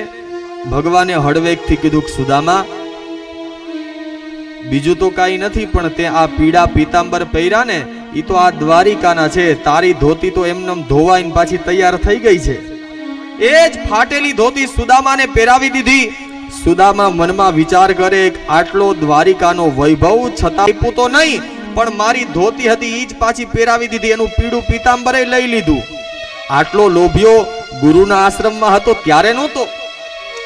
અને મહાપુરુષો કહે છે કે સુદામાજી જતા હતા તો ભગવાન પોતાના રથમાં બેસાડીને પણ પોરબંદર સુધી મૂકી આવી શકે, પણ ભગવાનને ખબર હતી કે રાતો રાત સોનાની દ્વારિકા બનાવી આમાં વાસ્તુ થયું નથી, પણ આવા પવિત્ર બ્રાહ્મણના ચરણની રજ પડશે તો પણ મારી દ્વારિકા પવિત્ર થઈ જશે. સુદામાજી ચાલતા ચાલતા પાછા પોરબંદર આવ્યા અને જ્યાં પોરબંદર આવીને જોયું તો પોતાની ઝૂંપડીને બદલે મોટો મહેલ જોયો. મહેલના ઝરૂખા ઉપર સુશીલાજી ઉભા હતા. સુદામાજી આવ્યા એટલે સ્વાગત કર્યું ને કીધું કે નાથ, આ તમારા દ્વારિકા નાથનો, તમારા મિત્રનો પ્રસાદ છે, એની કૃપાથી જ આટલી સંપત્તિ પ્રાપ્ત થઈ. સુદામાની આંખમાં અશ્રુ આવી ગયા. ઘરે દ્વારિકા વાડા, મારી નજરની સામે તો તું સાવ લોભિયો બન્યો, તારું પીળું પીતાંબર પણ ઉતરાવી લીધું ને મારા બાપ આયા મને પાછળથી આટલું બધું ધન આપી દીધું. સુદામા કહે કે સુશીલા, મારા માટે તો આ તુલસીની માળા એ જ સોનાની દ્વારિકા છે. ભગવાને આટલી સંપત્તિ આપીને તોય સુદામાજીએ એમાં પગ પણ ન મૂક્યો. એ જ પીપળાના ઝાડની નીચે બેસી ભગવાનનું તપ કરતા રહ્યા અને આમ ભગવાનના ધામની પ્રાપ્તિ થઈ. સુદામાજીનું ચરિત્ર સંભળાવ્યું. ત્યાર પછી ભગવાને દેવકીના 6 પુત્રોને ફરી પાછા સજીવન કર્યા, એની કથા સંભળાવી. આ સાથે જ 10મા સ્કંદનું 10મું પુષ્પ ભગવાનના ચરણોમાં સમર્પિત કરીએ. 11મા સ્કંદની શરૂઆતમાં પરીક્ષિત પૂછે, ગુરુદેવ, અમે એવું સાંભળ્યું છે કે ભગવાન જ્યારે સ્વધામમાં જતા હતા એ સમયે ભગવાને પૃથ્વીનો ભાડ હળવો કર્યો, યદુવંશનો ઉદ્ધાર કરાવ્યો હતો, એની કથા સંભળાવો. સુખદેવજી કહે કે રાજા પરીક્ષિત, કૃત્વા દૈત્યવધમ કૃષ્ણઃ સરામો યદુભીર્વૃતઃ ભુવોવતારયદ ભારમ જવિષ્ઠમ જનયન કલિમ. કહ્યું કે રાજા, એક સમયે જ્યારે ભગવાનનો યદુકુળ એટલો મોટો થઈ ગયો, ભગવાનનો પરિવાર એટલો મોટો થઈ ગયો અને હવે ભગવાનને પણ એવી ઈચ્છા થઈ કે હું પણ હવે પૃથ્વીનો ભાર હળવો કરી મારું છેલ્લું કાર્ય પતાવી અને મારા ધામની અંદર જાઉં. ભગવાનની માયાથી એક દિવસ ભગવાનના બધા દીકરાઓ રમતા હતા. એ સમયે ભગવાનના એક પુત્ર હતા શાંબ. આ શાંબને સ્ત્રીનો વેશ પહેરાવી બ્રાહ્મણો જ્યાં યજ્ઞ કરતા હતા ત્યાં જઈને પૂછ્યું, બ્રાહ્મણો તમે બહુ સારું જ્યોતિષ જાણો છો ને, અમને કહો કે આ સ્ત્રીના ઉદરમાંથી સ્ત્રીના ગર્ભમાંથી દીકરાનો જન્મ થશે કે દીકરીનો જન્મ થશે? બ્રાહ્મણો સમજી ગયા, ક્રોધમાં આવીને કહ્યું કે યદુવંશીઓ, તમને અત્યારે આટલી બધી સત્તાનું સંપત્તિનું અભિમાન છે કે એક બ્રાહ્મણનું અપમાન કરો છો. જાઓ તમને શ્રાપ આપીએ છીએ કે આના ઉદરમાંથી જે ઉત્પન્ન થશે એ તમારા યદુકુળનો સંહાર કરશે. બ્રાહ્મણનો શ્રાપ થયો. યદુકુળના જે બાળકો હતા એ ડરી ગયા અને જ્યાં સાંબના શરીર ઉપરથી સ્ત્રીનો વેશ ઉતાર્યો, પેટના ભાગ પાસેથી એક મુસળનો ટુકડો નીકળ્યો. આ મુસળનો ટુકડો હતો એને ઘસી અને નદીમાં પધરાવી દીધો. છેલ્લે થોડો કટકો બાકી હતો એ નદીમાં પધરાવી દીધો. જે લોખંડના ટુકડાનો ભૂકો કર્યો તો એ તરતો તરતો પ્રભાસ ક્ષેત્રમાં ભાલકા તીર્થમાં આવ્યો અને એમાંથી એક તીક્ષ્ણ તલવાર જેવા પાંદડા વાળું શમી નામનું વૃક્ષ નીકળ્યું અને જે નાનકડો ટુકડો હતો એ એક માછલું ગળી ગયો. એક માછીમાર માછીમારી કરવા ગયો. આ માછલું એને પકડ્યું. પેટ ચીરતા લોખંડનો ટુકડો નીકળ્યો. આ લોખંડના ટુકડામાંથી એને બાણ બનાવ્યું. ભગવાનને પણ હવે પોતાના ધામમાં જવાની ઈચ્છા થઈ એટલે આખા યદુવંશીઓને લઈ પોતાના પરિવારને લઈને ભગવાન પ્રભાસ ક્ષેત્રમાં આવ્યા. પ્રભાસ ક્ષેત્રમાં ભગવાને પિતૃઓનું તર્પણ કર્યું અને ત્રિવેણીના કાંઠે તીર્થની પૂજા કરી અને આજ ભગવાન એક પીપળાના વૃક્ષની નીચે બેઠા હતા. એ સમયે યદુવંશીઓએ મદિરાનું પાન કર્યું. મદિરાનો નશો ચડતા ભાઈઓ ભાઈઓની સાથે ઝઘડો કરવા લાગ્યા. બાપ દીકરાની સાથે લડવા લાગ્યા. ભત્રીજાઓ પોતાના કાકાની સાથે લડવા લાગ્યા. અને આપણે કહેવત છે ને કે વિનાશ કાલે વિપરીત બુદ્ધિ. આજે યદુવંશીઓ પરસ્પર ક્રોધિત થયા. લોખંડના ભૂક્કામાંથી જે વૃક્ષ ઉગ્યું હતું એના તીક્ષ્ણ તલવાર જેવા પાંદડાઓ હતા. આ પાંદડાઓ લઈ પરસ્પર લડવા લાગ્યા. આખા યદુકુળનો ત્યાં સંહાર થયો. આ જોઈ બલરામજીએ પણ પોતાના શરીરને બ્રહ્મમાં સ્થિર કર્યું અને ભગવાન ફરી પાછા ક્ષીર સમુદ્રમાં શેષનાગ બની અને પોતાનું આસન તૈયાર કર્યું અને હવે ભગવાન પીપળાના વૃક્ષની નીચે બેઠા હતા. ભગવાને પોતાના ડાબા ચરણ ઉપર જમણું ચરણ રાખ્યું. એક હાથ કપાળ ઉપર રાખીને ભગવાન બેઠા હતા. એ જ સમયે જરા નામનો એક પારધી શિકાર કરવા માટે આવ્યો. દૂરથી ભગવાનનું ચરણ હરણના મોઢા જેવું દેખાયું એટલે બાણ ચલાવ્યું અને જ્યાં આવીને જોયું તો બાણ ભગવાનના જમણા અંગૂઠામાં હાથમાં થઈ અને ભગવાનના કપાળમાં લાગ્યું. જરા નામનો પારધી ભગવાનના પગમાં પડી ગયો. ભગવાન કહે, સાંભળ પારધી, કર્મનું ફળ તો બધાને ભોગવવું જ પડે. કર્મ કોઈને છોડે નહીં, ભલે ને હોય ભગવાન. પારધીએ બાણ માર્યું ત્યારે કૃષ્ણ પણ હતા ભગવાન.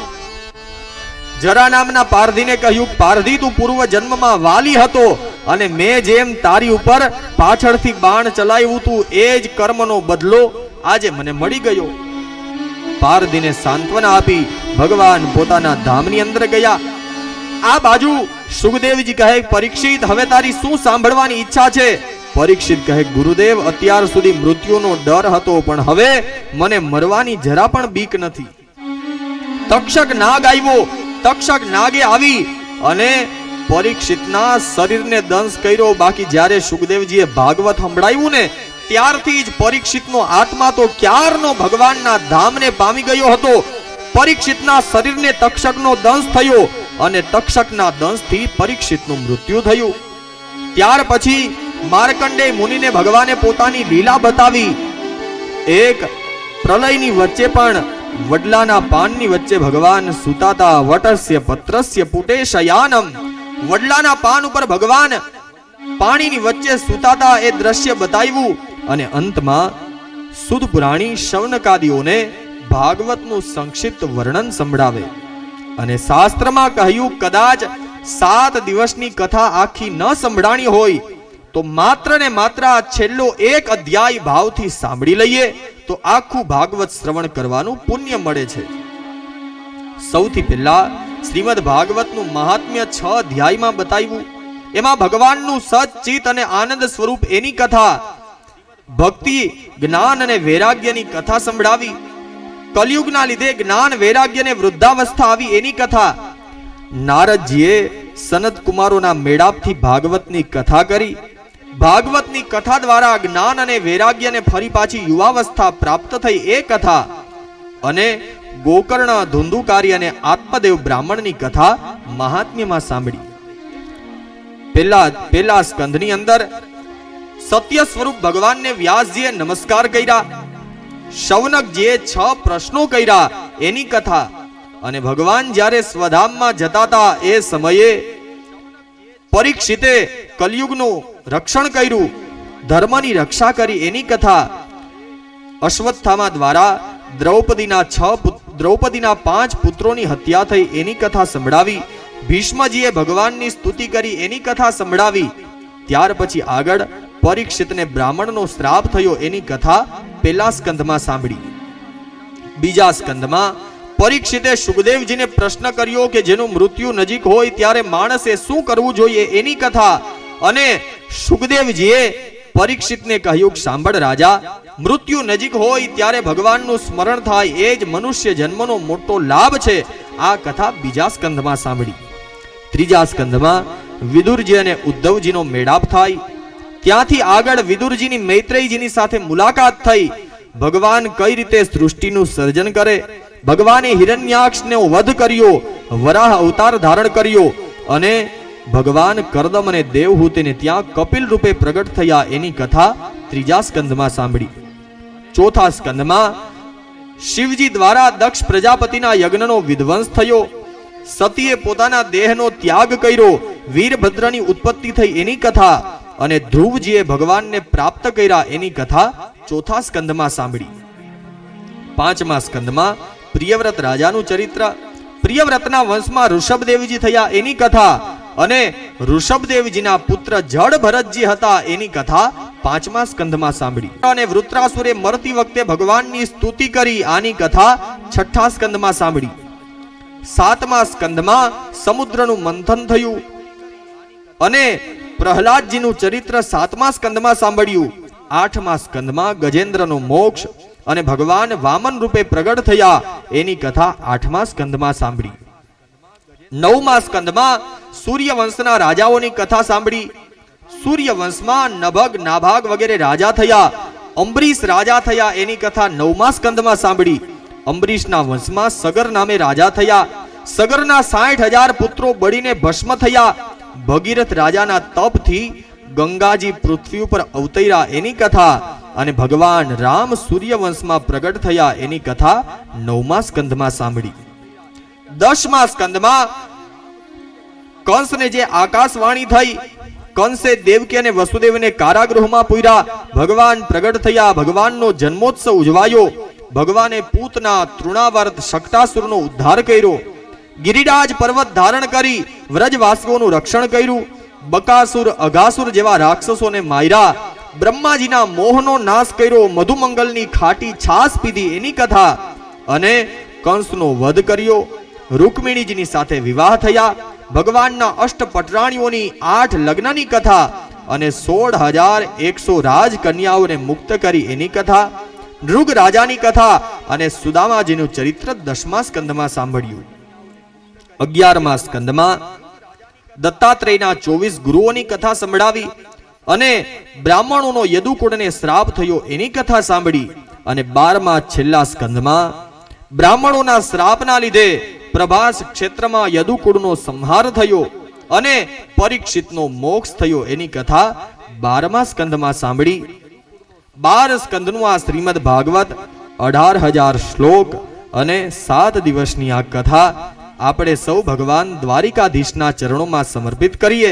ચૈતન્ય હનુમાનજીને આ કથા સમર્પિત કરીએ. અને અત્યાર સુધી 7 દિવસ મેં ને તમે જે કથા સાંભળી, સાચું કામ આપણું હવે ચાલુ થાય છે. કથા સાંભળી, કથા પૂરી થઈ ગઈ એટલે આપણું કામ પૂરું થઈ ગયું એવું નથી, પણ સાચું કર્મ આવતીકાલથી જ કરવાનું છે. અત્યાર સુધી જે ભગવાનની કથા સાંભળીને કાલથી હવે એ કથાને જીવનમાં ઉતારવાનો દિવસ છે. અને બસ મેં કીધું તું ને કે બીજી કઈ દક્ષિણા જોતી નથી. કદાચ અહીંથી દક્ષિણા ન મળે ને તો પણ મારે હાલશે, મારે એની કઈ જરૂર નથી. ખરેખર હૃદયથી કહું છું, દક્ષિણાની જરાય જરૂર નથી. પણ ખાલી બસ એટલું કહીશ કે આ ભગવાનનું મંદિર માણસે બનાવેલું છે ને. હનુમાનજીના મંદિરમાં તમે જાઓ, એ તો પથ્થરનું બનાવેલું મંદિર છે. છતાં પણ આપણે ભગવાનના મંદિરમાં જાતા હોય તો બૂટ ચપ્પલ બહાર કાઢીને જાય કે પહેરીને જાય? બહાર કાઢીને જઈએ ને. તો આ મારું તમારું શરીર એ પરમાત્માનું બનાવેલું મંદિર છે. આ મંદિરમાં, શરીર રૂપી મંદિરમાં માવા, તમાકુ, પાન, ગુટકા, બીડી, સિગરેટ એવું શું કામ નાખીએ? જેમ આ મંદિરની પવિત્રતા જાળવો છો એમ આ મંદિરની પણ પવિત્રતા જાળવી અને એકાદો નિયમ લઈ એકાદું વ્યસન છોડશો. અને કદાચ વ્યસન ન છૂટે તો કાઈ નહીં, પણ એકાદું વ્યસન કરી લેશો ને કે રોજ ભગવાનના મંદિરે જાઈશ, રોજ ચૈતન્ય હનુમાનજીના દર્શન ન થાય ત્યાં સુધી પાણીનો એક ટીપું નહીં પીવું. અને કદાચ ઈ પણ ન થઈ શકે ને, એવું થાય કે ભાઈ બાર ગામ ગયા હોય તો ભગવાનના દર્શન કેમ કરવા? બીજું કઈ ન કરી શકો તો એકાદો એવો નિયમ લેજો, જ્યાં સુધી દ્વારિકાનાથના નામની એક માળા ન થાય ને ત્યાં સુધી પાણી નહીં પીવું. અને ઈ પણ ન થઈ શકે તો એકાદો એવો નિયમ લેજો કે જ્યાં સુધી ભગવાન રોજ જીવવા માટે મને તમને 24 કલાક આપે. બસ બીજું કઈ નિયમ નથી લેવો, ખાલી એવો નિયમ લેજો જ્યાં સુધી આખા દિવસમાં 24 વાર ભગવાનનું નામ ન લેવાય ને ત્યાં સુધી હું સૂઈશ નહીં. આવો એકાદો નિયમ લેશો તો પણ કથાની સાચી દક્ષિણા આવી ગઈ. અને બાકી તો ખરેખર હૃદયથી કહું, બીજે ક્યાંક જાતા હોય ને રમેશભાઈ, અને જુદા જુદા અનુભવ થતા હોય, બધે માણસો સરખા હોય એવું નથી. પણ કાલે હાંજના કદાચ તમને એવું છે કે હું હારું લગાડવા કહેતો હોઈશ, પણ કદાચ હું ન હોય ને ત્યારે આ અમારા સંગીતવાળા બેઠા ને એને પૂછજો. કાલે રાતે જ અમે વાત કરતા હતા કે બીજે જાય ને તો દિવસો ગણતા હોય, હવે હજી તો 4 દિવસ બાકી છે, હજી તો 3 દિવસ બાકી છે, હજી તો 2 દિવસ બાકી છે. અને અહીંયા એમ થાય કે બસ કાલે કથા પૂરી થઈ જાય. આનું એક માત્ર કારણ બાપુનું તપ અને તમારા બધાયનો ભાવ. બાકી તો કદાચ આના કરતા મોટો કથા મંડપ હોય, પણ જ્યાં ધૂન ચાલુ થાય ત્યાં બધાય ઊભા થઈને વહી જાય તો શું કામનું?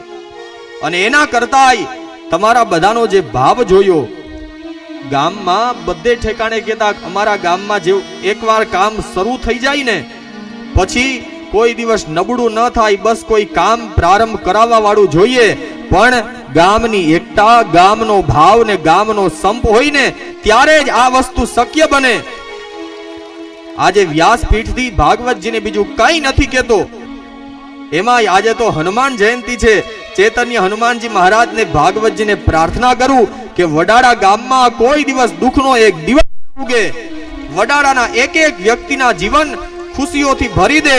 અને બીજું કઈ થાય કે ન થાય, પણ તમારા ગામનો જે સંપ, જે ભાવ ને જે પ્રેમ છે ભગવાન એમાં ઉતરો કરે એવી ભગવાન દ્વારિકાધીશને પ્રાર્થના.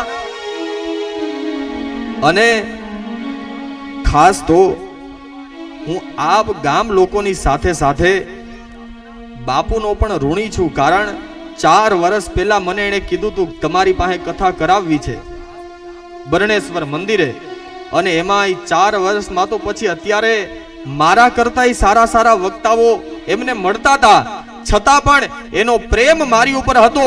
બાપુનો ઋણી છું, આપે મને હનુમાનજીને કથા સંભળાવવાનો મોકો આપ્યો. અને એકવાર હૃદયથી જોરદાર તાળીઓ ધર્માનંદજી માટે પાડો, કારણ બાળક જેવું જીવન છે સાહેબ, અને બાળક જેવું જીવન હોય ને તો જ ભગવાન મળે. સાથે સાથે ખાલી એકલાથી આ કામ નથી થતું. અને હા, 7 દિવસ સુધી જ્યારથી પોથીજી પધરાવ્યા, જ્યારથી મંડપ બંધાયો ને ત્યારથી આજ સુધી બાપુએ માત્ર ને માત્ર ફળ સિવાય અન્નનો એક દાણો નથી લીધો. અરે કાલે ગાડીમાં વાત કરતા હતા કે શરબત બનાવ્યું નહીં, શરબત મેં નથી પીધું, કારણ એમાં પકાવેલી ખાંડ નાખી હતી. વિચાર કરો, આ સંતે 7 દિવસ સુધી ચૂલા ઉપર પકાવેલી એક વસ્તુ પણ મોઢામાં નથી પધરાવી.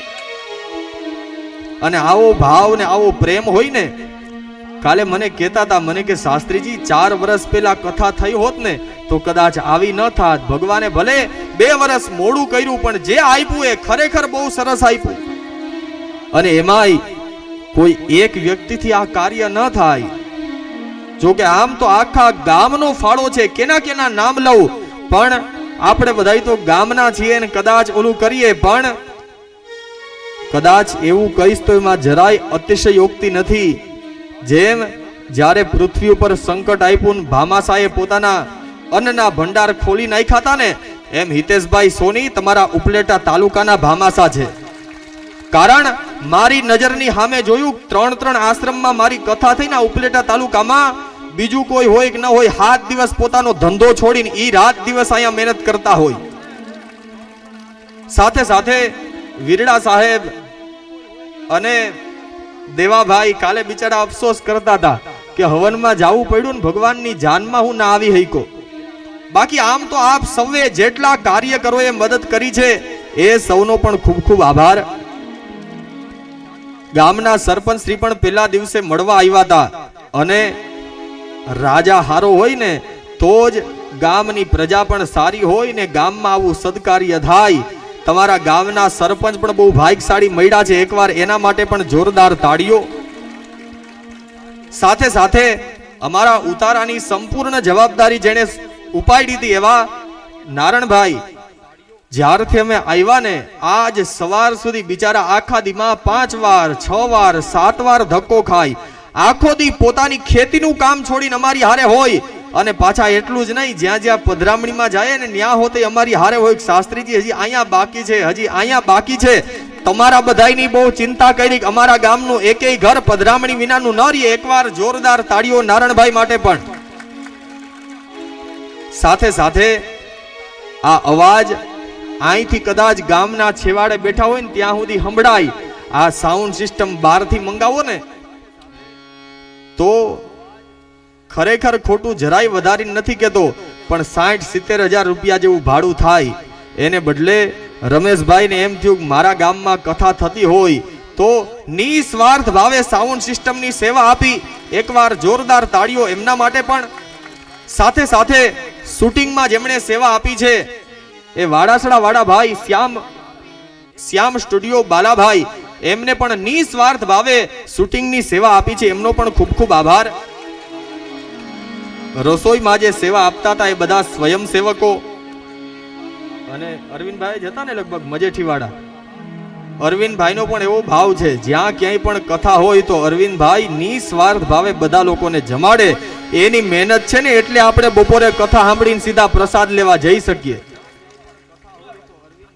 અને રસોડાની આખી વ્યવસ્થામાં ભૂરાભાઈએ પણ તન મન અને ધનથી સેવા આપી છે. એમનો પણ ખૂબ ખૂબ આભાર.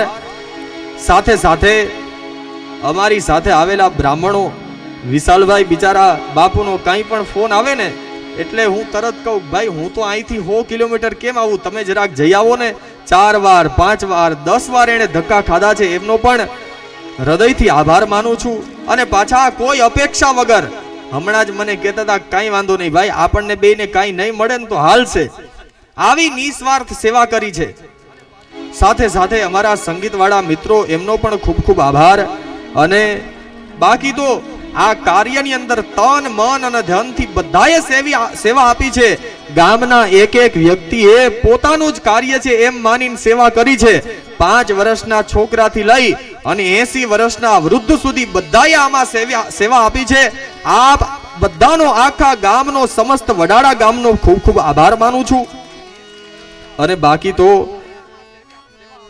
ભગવાનની કથા કરવામાં તો કદાચ શબ્દો ખૂટી જાય છતાં પણ કથા પૂરી ન થાય. પણ 7 દિવસમાં જેટલી મારી શક્તિ હતી, જેટલું મારું જ્ઞાન હતું અને જેટલી ભગવાને પ્રેરણા કરી હતી, બાકી તો આપ બધા કરતા કદાચ ઉંમરમાં અને અનુભવમાં નાનો છું, ભગવાને અહીંયા સુધી પહોંચાડી દીધો. 7 દિવસની કથામાં કદાચ કંઈ કડવું ભૂલાઈ ગયું હોય, કોઈને દુઃખ થાય એવું કહેવાય ગયું હોય તો હૃદયથી આપ સૌની ક્ષમા માંગુ છું. મોટું હૃદય રાખી અને મને ક્ષમા કરજો. અને બાકી તો બસ બીજું કઈ દક્ષિણામાં આપો કે ના આપો, અત્યાર સુધી તો ઓળખતા નહોતા, પણ કદાચ ઉપલેટામાં ભેગા થાવ તો જય શ્રી કૃષ્ણ તો કરજો. તો આપ સૌનો પણ ખૂબ ખૂબ આભાર. અમારા બ્રાહ્મણો, અમારા સંગીતની ટીમ, રસોઈવાળા અમારા કાકા, કદાચ કોઈનાથી કોઈને દુઃખ થાય એવું કંઈ પણ કહેવાય ગયું હોય તો આપ સૌની પાસે ક્ષમા માંગુ છું. અને બસ અંતમાં એટલું જ કહીશ, चिरागों को आंखों में महफूज रखना, बड़ी दूर तक रात ही रात होगी, मुसाफिर है हम भी, मुसाफिर हो तुम भी, किसी मोड़ पे फिर मुलाकात होगी. અને બસ ફરી પાછા આવતીકાલથી અમારી આ કથા યાત્રા વડાલ જુનાગઢની બાજુમાં શરૂ થશે. અને ખાસ આપ આખું વડાડા ગામને હું કાપડિયા પરિવાર વતી આમંત્રણ આપું છું. આખું ગામ કથા સાંભળવા આવજો. બપોરે ત્યાં પણ હરિહરની વ્યવસ્થા છે, ઉપાધિ નહીં કરતા. અને કદાચ ન્યા ન હોય તો આપણા રસોડે જમી લેજો, તમે ક્યાં બહારના છો. તો બસ ફરી પાછા ભગવાન જ્યારે પ્રેરણા કરશે ત્યારે ફરી પાછા મળશું. આવો અત્યારે 2 મિનિટ હરિનામ સંકીર્તન કરી આપ સૌની પાસે ફરી એકવાર ક્ષમા માંગી આ કથાને વિરામ કરીએ.